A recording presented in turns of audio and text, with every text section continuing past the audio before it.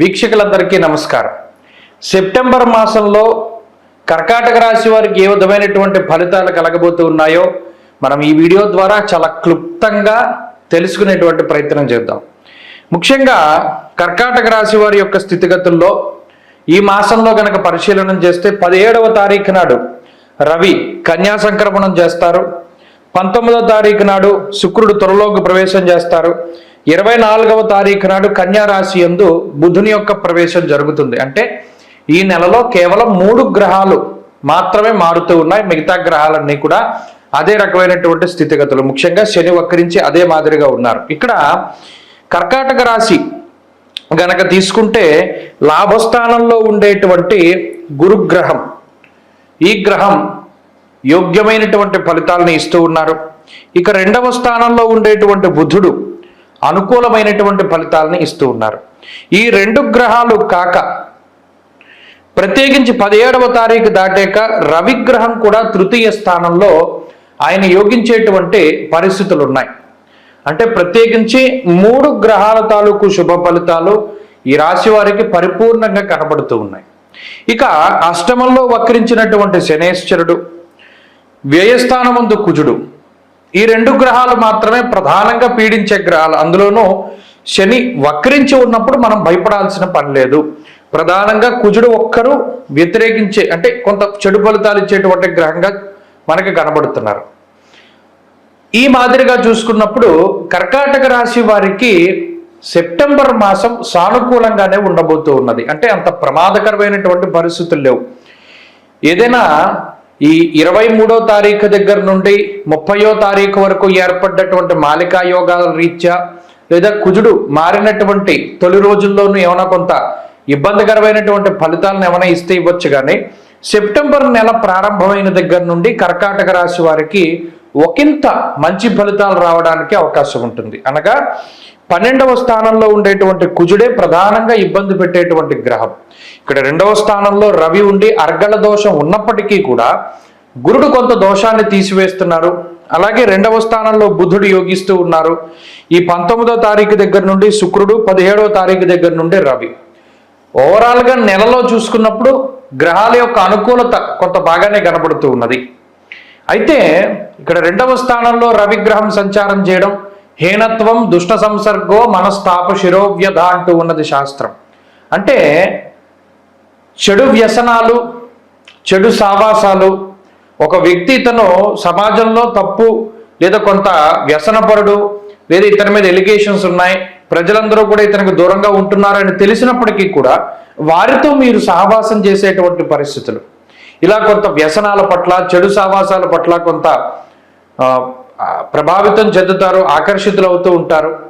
ప్రత్యేకించి 17వ తారీఖు దాటాక రవిగ్రహం కూడా తృతీయ స్థానంలో ఆయన యోగించేటువంటి పరిస్థితులు ఉన్నాయి.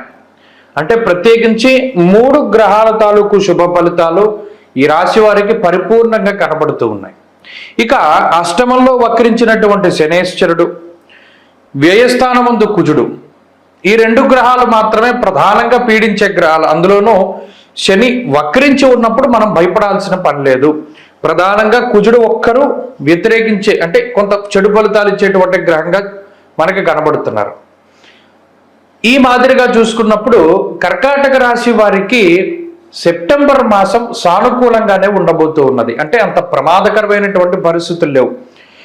ఏదైనా ఈ 23వ తారీఖు దగ్గర నుండి 30వ తారీఖు వరకు ఏర్పడ్డటువంటి మాలికా యోగాల రీత్యా లేదా కుజుడు మారినటువంటి తొలి రోజుల్లోనూ ఏమైనా కొంత ఇబ్బందికరమైనటువంటి ఫలితాలను ఏమైనా ఇస్తే ఇవ్వచ్చు. కానీ సెప్టెంబర్ నెల ప్రారంభమైన దగ్గర నుండి కర్కాటక రాశి వారికి ఒకంత మంచి ఫలితాలు రావడానికి అవకాశం ఉంటుంది. అనగా 12వ స్థానంలో ఉండేటువంటి కుజుడే ప్రధానంగా ఇబ్బంది పెట్టేటువంటి గ్రహం.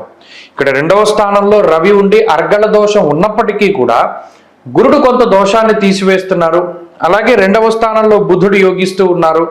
ఈ 19వ తారీఖు దగ్గర నుండి శుక్రుడు, 17వ తారీఖు దగ్గర నుండి రవి. ఓవరాల్గా నెలలో చూసుకున్నప్పుడు గ్రహాల యొక్క అనుకూలత కొంత బాగానే కనబడుతూ ఉన్నది. అయితే ఇక్కడ 2వ స్థానంలో రవిగ్రహం సంచారం చేయడం హీనత్వం దుష్ట సంసర్గో మనస్తాప శిరోవ్యధ అంటూ ఉన్నది శాస్త్రం.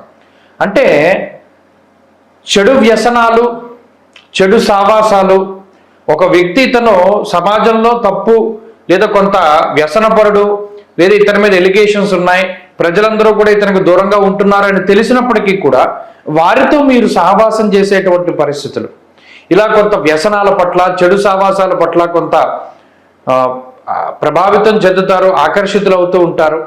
అలాగే నిష్ఫలం కృషి వాణిజ్యం అన్నారు, అనగా ఈ మాసంలో రవి 2వ స్థానంలో ఉన్నప్పుడు ఏ పని చేసినప్పటికీ దానిలో ఫలితం మాత్రం తక్కువగానే వస్తుంది, అనగా ఆశించినటువంటి స్థాయిలో ఫలితం లేకపోవడం అనేటువంటిది కూడా కర్కాటక రాశి వారికి చూడవచ్చును. ఇవి ప్రధానమైనటువంటి సమస్యలు.